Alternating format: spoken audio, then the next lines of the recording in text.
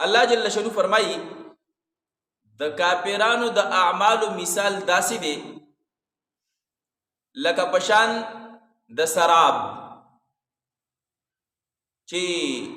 په یو دشت او بیابان کې چې تګې په دې باندې ګمان کوي د اوبو چې ګنې دا خو اوبه دي د اوبو یو ډنډ دی خو چې هلته ورشي نو اوبه بیا نه مومي بلکې الله جل شانو بیا ویني د الله قدرت بیا مومي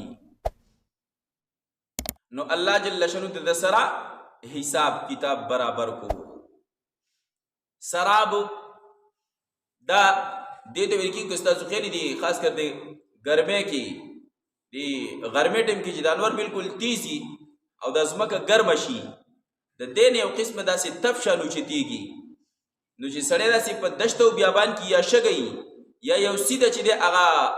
اوار میدانی نو دې کې چې په یو ځای کې سړی ولاړ او د بل ځای ته ګور داسې د اوبو ډنډ ورته ښکاري دغه د سراب ویلی کېږي نو الله جل شانه دغه مثال ذکر کړی دی او تشبیه دا ورکړی ده لکه مثال په طور یو کس دی هغه په یو دشت او بیابان کې روان دی او د انتهایی تږی شوی دی د اوبو ته ډېر زیات ضرورت دی اوبه نشته دی خو چې د داسې لرې وکتل نو د اوبو یو ډنډ ورته ښکاره شو نو دی خوشحاله شو چې ځکه خیر اوبه خو میلاو شولې نو دی په منډه منډه هلته ور روان دی هلته چې ځان ور ورساو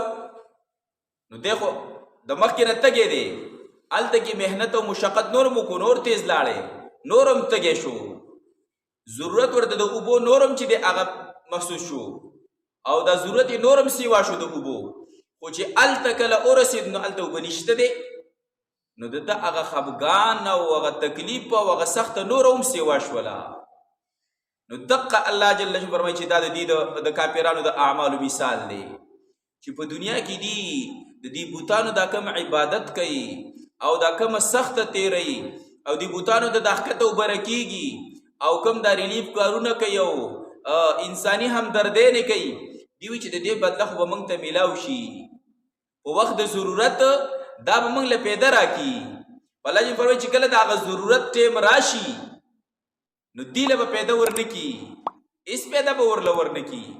نو په دقه ټیم کې د دې هغه خفګان او تکلیف به نور هم سیوا شي چې لکه دا خو موږ په یو تمه باندې وو لکه دغه تږی چې دې سراب ته څنګه په یو تمه یو امید باندې هلته لاړې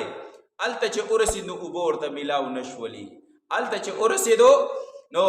د ده خفګان او تکلیف نور هم سیوا شو دغه شان د دې کافرانو د اعمالو مثال دی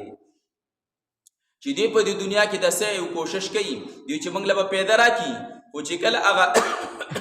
د ضرورت ځای ته ورسي نو هلته ورته اسم میلاو نشي